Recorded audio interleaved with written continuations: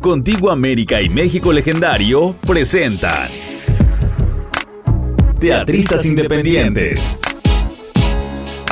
Un programa radiofónico que fortalece el desarrollo cultural entre las comunidades teatrales y la ciudadanía. William Sayago e invitados reflexionarán sobre el desarrollo del teatro independiente como parte de una reconstrucción social y sobre las diversas problemáticas expuestas por dramaturgos y compañías teatrales de México y América Latina.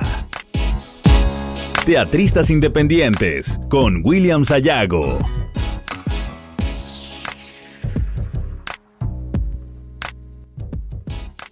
Hola, muy buenas tardes. Soy William Sayago y me da mucho gusto que nos acompañen en Teatristas Independientes, un espacio para dejar testimonio sonoro de las trayectorias de nuestros invitados, para hablar del teatro desde la óptica del teatro social, popular, comunitario, urbano, campesino, autónomo, es decir, todo aquel teatro que aporta a la construcción de personas. Este programa se realiza en colaboración con Contigo América, Institución Teatral Independiente y Radio México Legendario. Hoy tenemos invitada a la actriz, directora y docente, nacida en Costa Rica y que de un tiempo acá está viviendo entre nosotros en la Ciudad de México. Natalia Fonseca. Bienvenida, Natalia. Hola, Williams. Pues muchísimo gusto. Muchas gracias por la invitación. Feliz de estar por acá. Pues Natalia, antes de que hablemos de tu trayectoria, platícame cómo era tu vida en Costa Rica antes de toparte con el teatro. Pues más bien el teatro siempre estuvo en mi vida desde que era niña. En Costa Rica existe una institución llamada Conservatorio de Castella. Solamente hay 2 instituciones así en el país. El Conservatorio de Castella imparte arte en general, a los niños desde que tenemos 7 años entramos, es una primaria y secundaria.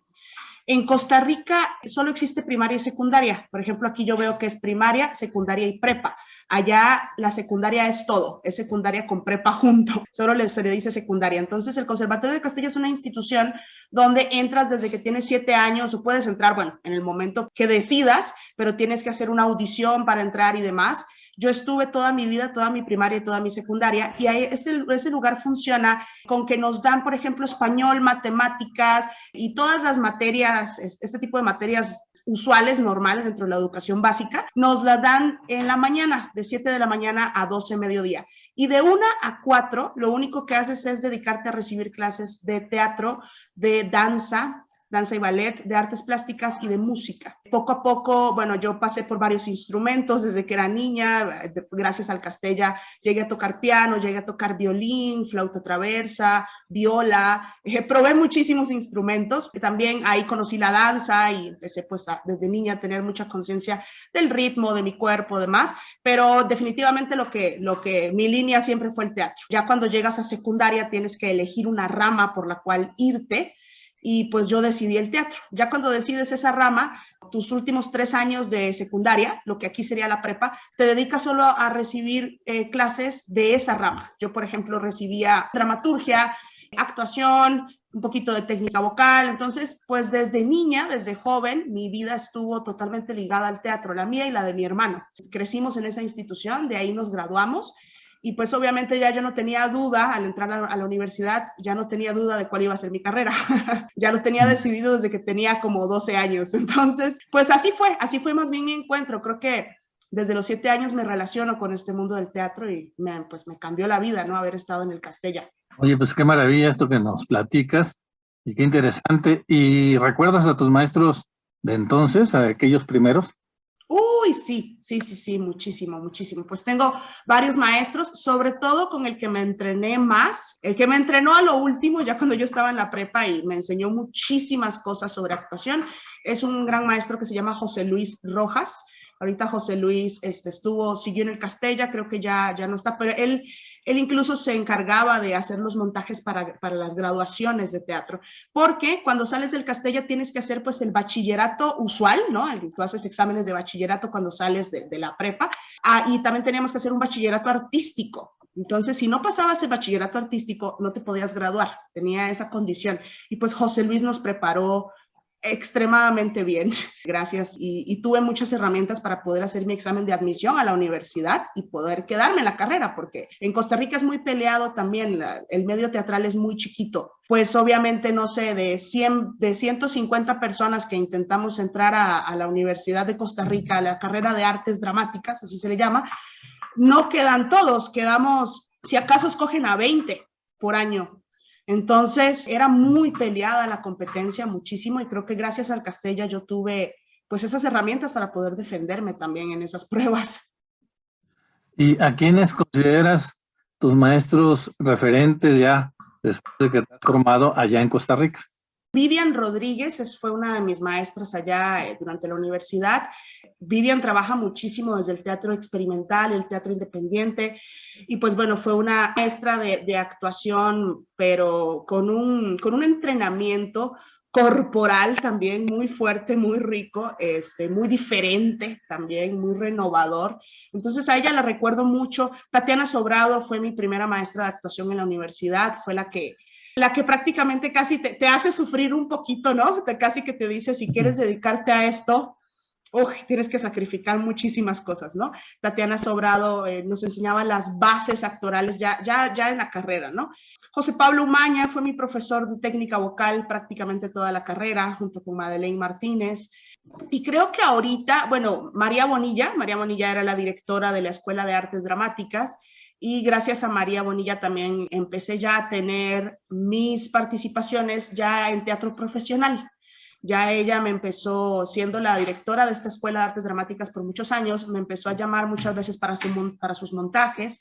Ella tiene un grupo llamado Teatro Ubú, y bueno, yo empecé a participar un poquito con Teatro Ubú, ya empecé a actuar un poco más con el teatro universitario de la Universidad de Costa Rica, y todo esto fue, mi incursión ya a nivel profesional fue gracias a María Bonilla. María Bonilla es directora en Costa Rica, es dramaturga también, es poeta, y ha venido, de hecho le tiene un gran cariño a México, ha venido muchísimas veces.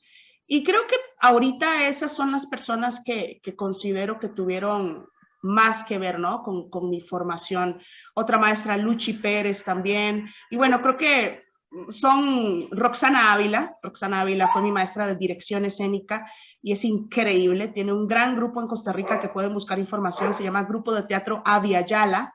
Es un grupo súper activo en Costa Rica con propuestas muy interesantes, y Roxana Ávila junto con David Corish son los directores del Teatro Avia Yala, y bueno, son increíbles, pueden buscar su trabajo, creo que en YouTube hay trabajos, y Roxana es una gran docente de dirección. A mí me cambió la vida, me cambió la forma de ver la dirección, me hizo querer meterme un poquito más en el mundo de la dirección.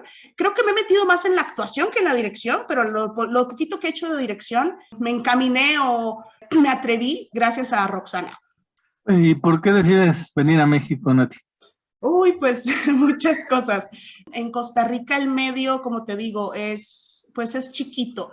Las escuelas de teatro todavía no tienen tal cual especialidades o especializaciones, por decir así. A mí me toca en 2009 venir a la ENAC, a un encuentro nacional de escuelas, no, un encuentro internacional de escuelas superiores de teatro. Vinimos a representar a Costa Rica, 4 personas. Nos mandaron desde la Universidad de Costa Rica. Entonces, desde ahí, eso fue en 2011, perdón. Yo vine en 2011 a la ENAD y veo esta maravilla, ¿no? Conozco a gente de Chihuahua, gente de Veracruz, porque venían varias escuelas, gente de la Ciudad de México. Les pregunto y empiezo a ver cómo funcionan las escuelas, cómo funciona la ENAD, por ejemplo. Ya más adelante empiezo a ver que la ENAD ya saca esta maestría, una maestría en dramaturgia, una maestría en dirección escénica, cosas que me empezaron a llamar mucho la atención, que en Costa Rica realmente no estaban, ¿no? Todavía falta mucho bueno, creo que ya va encaminado para que las escuelas empiecen a dar esos pasos y nos podamos especializar un poquito más. Pero yo sentía que en Costa Rica ya había cumplido un ciclo, ya no estaba como, según yo, creciendo más a nivel profesional, sentía que necesitaba algo más. Y pues la técnica vocal siempre me ha interesado muchísimo, el mundo de la técnica vocal, gracias a mi maestro de voz, que fue José Pablo Umaña. Él me dio un empujón muy grande, me dijo que yo tenía, o sea, más bien sí, me empezó a meter mucho más en ese mundo, me decía que yo tenía muchísimo potencial para trabajar con la voz, cosa que obviamente yo a esa edad me animó mucho. Me metió a trabajar en radio, empecé a trabajar con él radionovela, telenovelas, radioteatro, en un programa llamado En Escena, que grabábamos todas las semanas. Y bueno, ahí me empecé a meter eso, mucho en el mundo también de la radio, por unos años nada más. Pues cuando vengo a México, descubro que está el CEU Voz, que es el Centro de Estudios para el Uso de la Voz. Y ahí fue donde dije, qué maravilla, en Costa Rica no hay nada de esto, ¿no? Y me encantaría especializarme un poco más en la técnica vocal. Entonces empecé a planear, me fui aquí, en 2011 que vine, me enamoré de cómo funcionaba, de ver tanto teatro aquí en México, de ver las escuelas, de ver los programas, de ver que existía el CEU Voz, y entonces me fui con la idea de, quiero venirme a vivir a México, necesito venir a vivir a México en algún momento. Entonces lo empecé a planear, empecé a ahorrar y dije, en 2015 me voy para México, voy a probar suerte, voy a ver cómo me va. Lo peor que me puede pasar es que me tenga que devolver. Y me vine con la idea de estudiar en el CEU Voz, justamente. Dije, voy a estudiar en el CEU Voz, voy a sacar el diplomado, la sabiduría de la voz y la palabra diciente, y ya después de ahí veo si me quedo o me devuelvo, ¿no? Y pues así fue. Mi estímulo fue venir sobre todo por el CEU Voz. Y gracias a mi maestra María Bonilla, ella contactó a Luisa Huertas, también mi maestro Manuel Ruiz, que la conocen, contactan a Luisa Huertas, que es la directora del CEU Voz, y le hablan de mí. Le dicen que si, prácticamente que si me puede recibir, que cómo puedo hacer para ingresar. Y bueno, Luisa Huertas me echó la mano en todo sentido, me dio un recibimiento increíble, me facilitó las cosas para poder entrar al CEU Voz muchísimo. Y bueno, yo pegaba brincos de felicidad. Y me vine muy animada y fue lo primero que hice, estudiar en CEU Voz, sacar ese diplomado. Y ya después me quedé, me enamoré, aparte también me enamoré de un mexicano, entonces me quedé también, pero me enamoré de México, entonces pues ya, me quedé haciendo vida aquí, es un país que me ha recibido increíblemente. Nati, en un momento más profundizaremos acerca del CEU Voz, pero yo he podido ver un par de trabajos tuyos como directora. ¿Cuáles son líneas temáticas que te comprometen? ¿Sobre qué haces la reflexión escénica? Claro, fíjate que yo no puedo, bueno, yo creo que todo teatro es social, digo, hasta la obra, yo siempre digo, hasta el montaje que hable de la palma de mi mano, es social, creo que tiene que ver, somos seres sociales, el teatro habla incluso de las interacciones entre los seres humanos, de esas contradicciones que tenemos como seres humanos, y se me hace también que obviamente es una línea social. Creo que me voy mucho por una línea, ¿cómo lo diría? No sé si está correcto decirlo así, pero sí de denuncia social política. Me gusta mucho irme por ahí, trabajar desde ahí. Creo que siempre, por ejemplo, algo que me pega mucho como mujer y creo que a muchos nos pegan son los feminicidios y toda la violencia que hay alrededor de la mujer, el machismo, la misoginia y todo esto. Son temas que vengo tratando desde hace muchísimos años y creo que también hay que tener cuidado porque hay una línea muy delgada entre, digo, para no irme a lo panfletario, esta línea delgada donde ya mi montaje se puede volver casi un panfleto, ¿cómo no cruzar esa línea y poder trabajar desde el signo poético, incluso yo trabajo mucho con el cuerpo, entonces cómo puedo crear signos poéticos desde ese lugar para poder contar o decir sí, compartir lo que quiero decir, porque esos temas creo que son muy peligrosos en ese sentido, podemos caer mucho en este, no sé si será cliché, pero es más bien lo que digo, el panfleto, ¿no?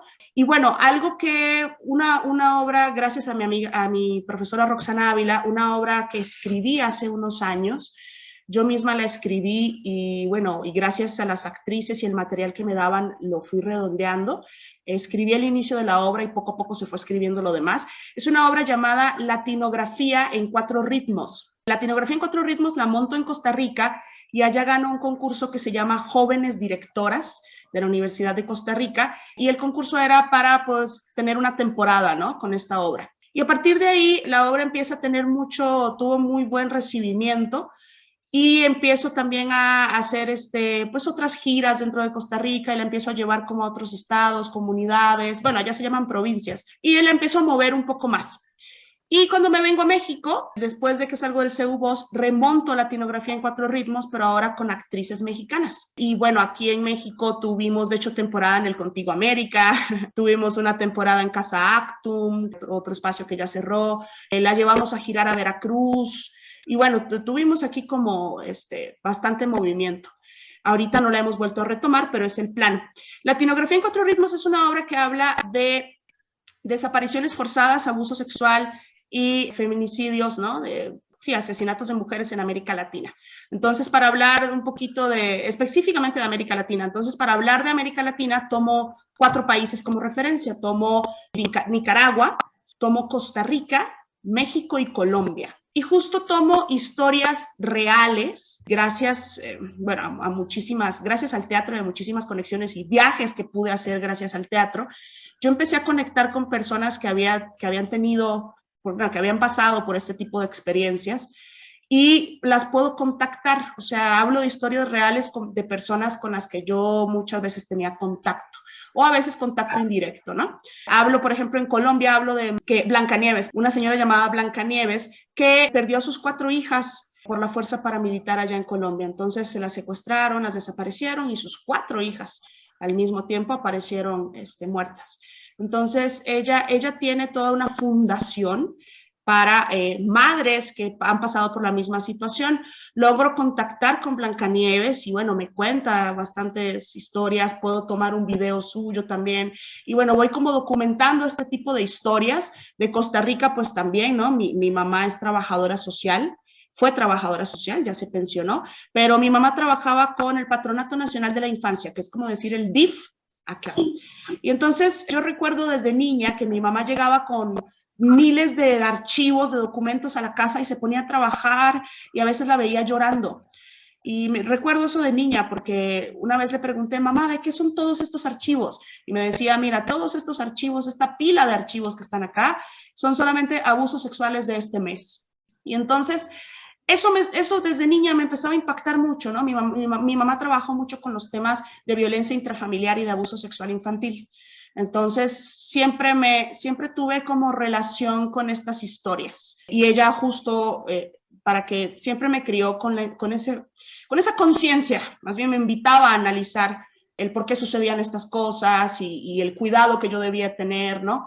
Y bueno, entonces yo tomo historias de estos países y armo Latinografía en 4 ritmos, pero es una obra que también se trabaja mucho desde la danza.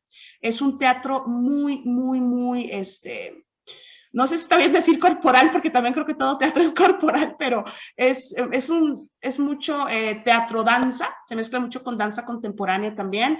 Hacemos proyecciones en vivo, hay cantos a capela, jugamos muchísimo con la luz, o sea, de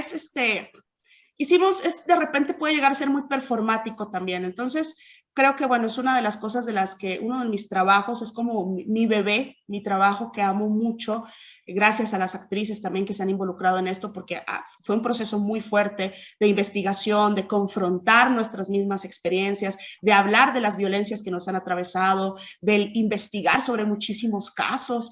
Lloramos mucho en el proceso juntas.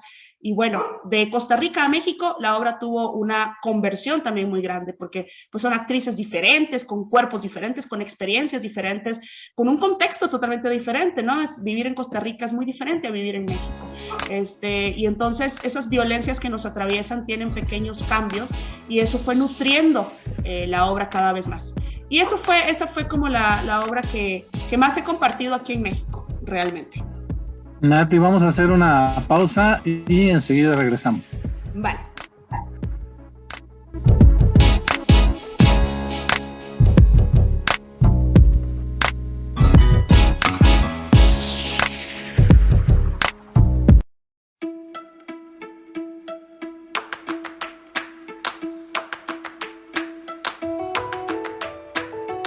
México Legendario, la puerta a la cultura.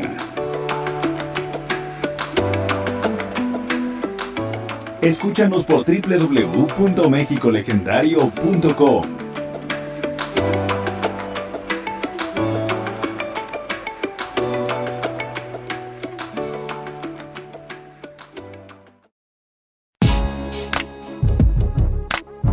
Contigo América y México Legendario presentan Teatristas Independientes.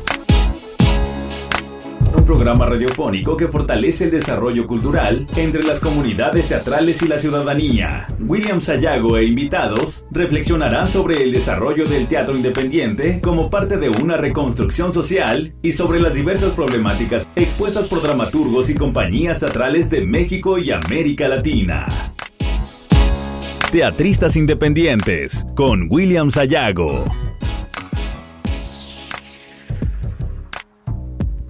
Ya estamos de regreso en Teatristas Independientes y nos encontramos platicando con Natalia Fonseca de Costa Rica. Natalia, recientemente te especializas en la docencia en técnica vocal en el CU Voz. Ya nos hablabas lo importante que fue para ti el diplomado La sabiduría de la voz y la palabra diciente. En tu experiencia, ¿qué papel juega la docencia en tu vida? Sin duda debe ser una de tus prioridades, ya que te sigues formando. Yo pues me dedico a la docencia, ya tengo más o menos desde el 2012 empecé a dedicarme mucho más a la docencia. De hecho, regresé al Conservatorio de Castella, que fue mi casa de formación toda la vida, desde niña, pero ahora regresé como docente a trabajar en el departamento de teatro. Y ya luego me vine a México, ¿no? Y en México mi vida ha sido la docencia, siempre. De hecho, de eso vivo también prácticamente. Y vivo en el sentido económico, pero también a nivel, ¿cómo te digo?, emocional, a nivel de que me llena la vida.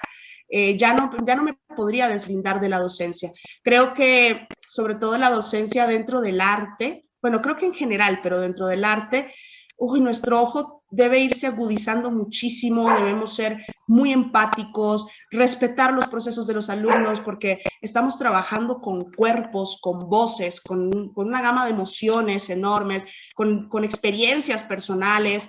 Bueno, yo doy clases de actuación, pero también doy clases de técnica vocal. En cualquiera, bueno, las dos van súper relacionadas, pero en cualquiera de las dos creo que sigo entrenándome, sigo cada día aprendiendo cosas nuevas. Mis alumnos me enseñan cosas nuevas cada día. Por más que haya un curso que ya lo he dado 10 veces, ¿no? Y lo voy a repetir y tengo que seguir un mismo programa, yo todas las semanas planeo mis clases, todas las semanas, porque cada grupo es diferente, cada grupo va llevando un proceso diferente, sus necesidades son diferentes y creo que eso es un gran reto, ¿no? Abrir tu mirada, abrir tu escucha para percibir esas necesidades de los grupos. Entonces creo que la docencia me ha hecho ser incluso un mejor ser humano, me hace crecer cada día como ser humano. Y quiero seguir mucho por esa línea. Entonces, sí, la docencia en México ha hecho que me enamore mucho más de la docencia y me ha abierto muchísimos espacios para poder dar clases, cosa que agradezco muchísimo. Somos compañeros en la especialización de vocal ahí en el CU Voz. Sí. Y leíamos un artículo sobre una entrevista que le hacían al doctor Francisco Mechén Belón, el arte de pintar la vida, que nos recomendó Alberto Rosas, el maestro Alberto Rosas. Francisco Mechén decía que no podemos enseñar a estudiantes del siglo XXI con profesores del siglo XX y con modelos del siglo XIX. Claro. Esto de inmediato me conecta a pensar en las malas prácticas que tenían muchos de nuestros maestros, algunos con la enseñanza dura, rígida, violenta, de acoso, que de alguna manera heredamos. Pero aspiramos a otra forma, que estamos en la lucha por generar ambientes seguros, con buenas prácticas dentro de las aulas. ¿Cómo piensas que debe ser un maestro de este siglo? Justo eso, sí, yo viví también todas esas cosas. En mi formación tuve maestros que llegaban a humillar muchísimo a algunas personas, que prácticamente se daban el poder de decir, tú no sirves para esto, ¿no? A mí nunca me lo llegaron a decir y yo creo que si me lo hubieran llegado a decir en ese momento hubiera quedado destrozada.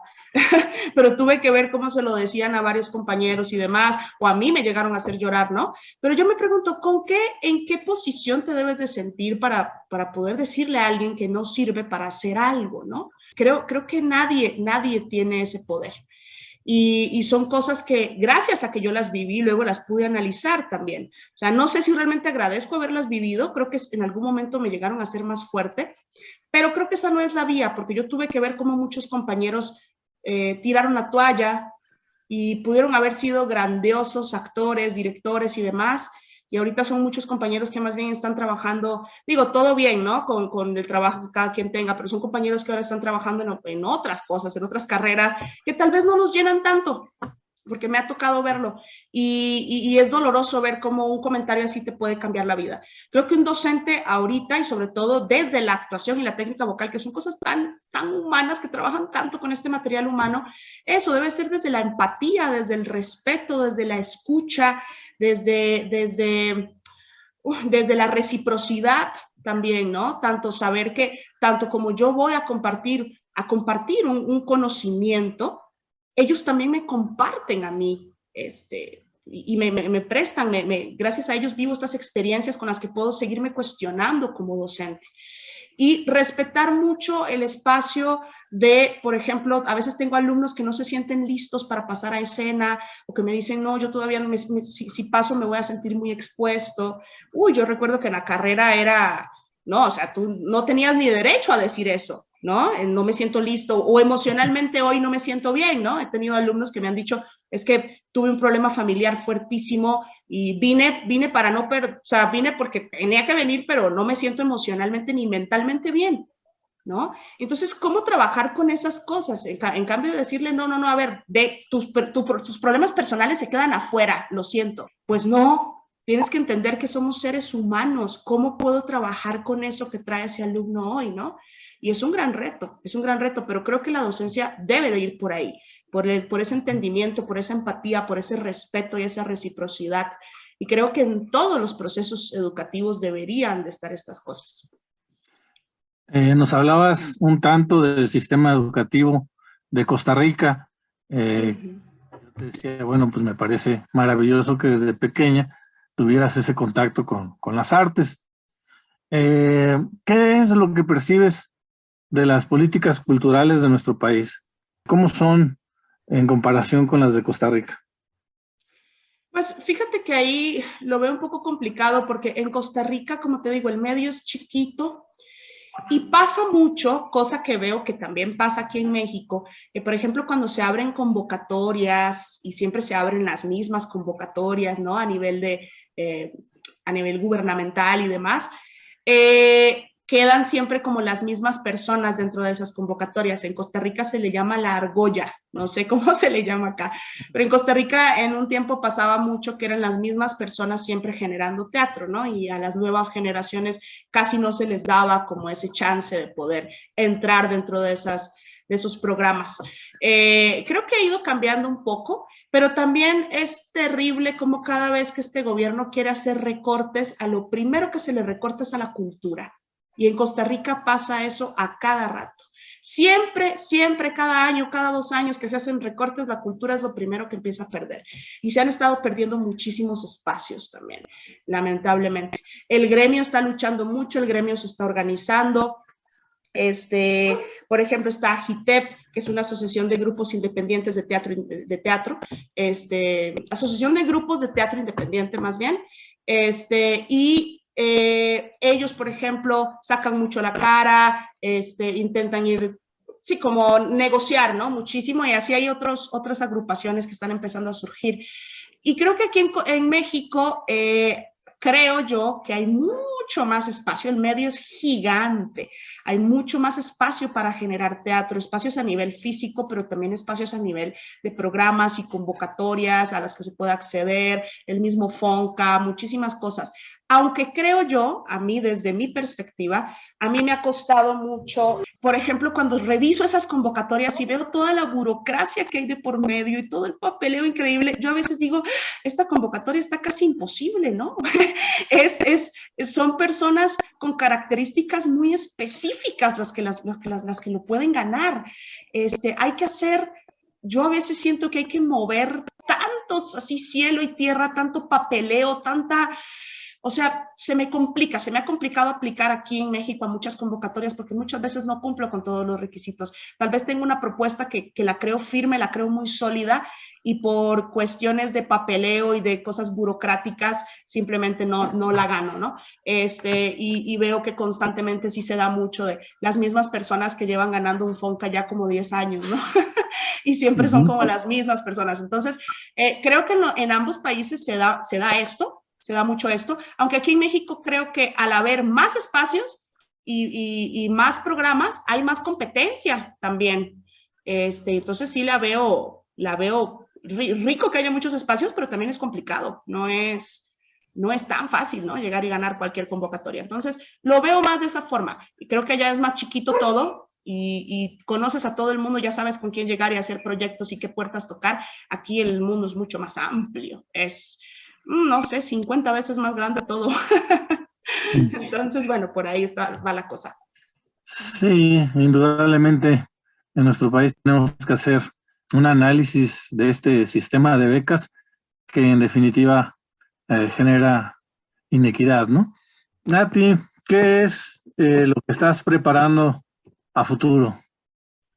Claro, ahorita, bueno, hay una obra que monté el año pasado, no hace año y medio, llamada Jacobo. Jacobo es un proyecto que, bueno, al final por la pandemia lo tuvimos que crear de manera virtual. La idea es que fuera presencial, pero es una versión libre que yo escribí, que yo hice a partir de la obra Jacobo o la sumisión de Ionesco, que es Teatro del Absurdo. Hice una versión libre y bueno, reuní un elenco y ya estábamos empezando ensayos y se vino la pandemia. Entonces, bueno, lo montamos al final de manera virtual, muy interesante porque hicimos un juego de cámaras muy interesante, más como que experimentamos mucho con esta parte cinematográfica, haciendo pues juegos con los encuadres de las cámaras, con escenas que luego, no sé, una escena sucede en el baño, en la cocina, o sea, como invadiendo mucho, sí, interfiriendo mucho en los espacios de los actores, que eso me gustó mucho. Y bueno, quedó un resultado, me gustó mucho el resultado, muchísimo. Y ahora creo que, bueno, próximamente lo que viene es remontar Jacobo a nivel presencial. Quisiera mucho poder terminar ese ciclo, es cerrarlo de la forma en la que se inició, ¿no? Eso por un lado, y ahorita también estoy trabajando con un par de colegas en un montaje de teatro de objetos, estamos empezando a experimentar un poco, nunca me había metido mucho en el tema de teatro de objetos, entonces es un territorio totalmente nuevo, y estamos empezando un proyecto que probablemente estrenemos el próximo año. Entonces, bueno, creo que esos dos proyectitos son los que tengo ahorita más, pues más a mano, más también el mundo del doblaje. Me estoy empezando a meter muchísimo en el mundo del doblaje y la locución y pues por ahí también estoy entrenándome muchísimo, entonces creo que también se vienen proyectitos por ahí. Pues qué bueno, Natalia. Estamos llegando al final de esta entrevista, no sin antes pedirte que nos regales para concluir un comentario de cierre de algo que nos haya quedado pendiente, que creas que es importante comentar.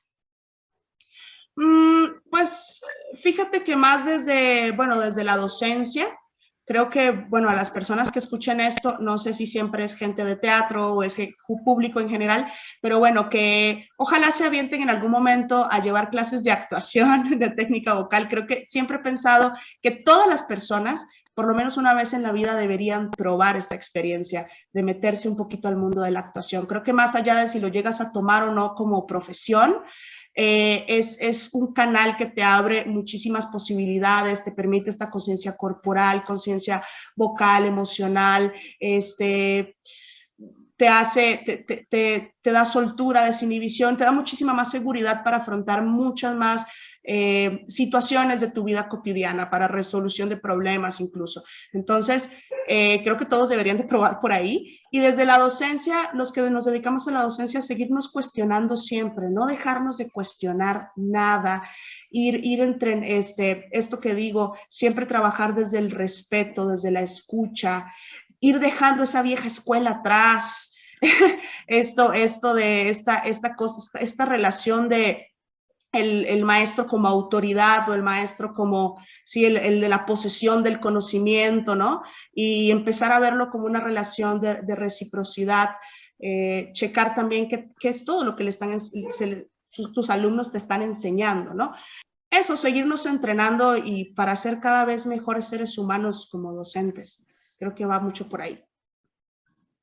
Pues en este camino andamos, en esa revisión estamos, y todo yo creo que va encaminado precisamente a hacer de las aulas y de las compañías de teatro y de los procesos creativos lugares más seguros para todos, ¿no? Claro. Y libres de violencia. Pues por ese camino andamos. Nat, y bueno, pues este programa está abierto a todo público, pero sobre todo la idea de hacerlo es dar testimonio sonoro de aquellos compañeros que trabajan en la independencia, con la precariedad o con los beneficios económicos, pero que trabajan desde la autonomía, desde el libre pensamiento y desde sus premisas y desde sus ideales, ¿no? Llegando al final, Nati, y pues muchas gracias por darte el tiempo. Esta entrevista fue muy interesante. Es muy importante poder platicar contigo, Nati. Pues muchísimas gracias. Yo feliz. Muchas gracias, porque ya tenía bastante tiempo de no compartir todo esto y de revivir todo toda mi experiencia, ¿no? Desde mi niñez, desde Costa Rica y ahora cómo me ha ido en México. Creo que estuvo rico revivir, pues, historias. Muchísimas gracias por el espacio. No, gracias a ti, muchas gracias a Radio México Legendario y a Contigo América, a nuestros productores Marlene López y Mario de la Fuente. Estamos la próxima semana, el jueves a las 19 horas, para seguir hablando con teatristas independientes. Contigo América y México Legendario presentaron Teatristas Independientes, un programa radiofónico que fortalece el desarrollo cultural entre las comunidades teatrales y la ciudadanía. Teatristas Independientes con William Sayago.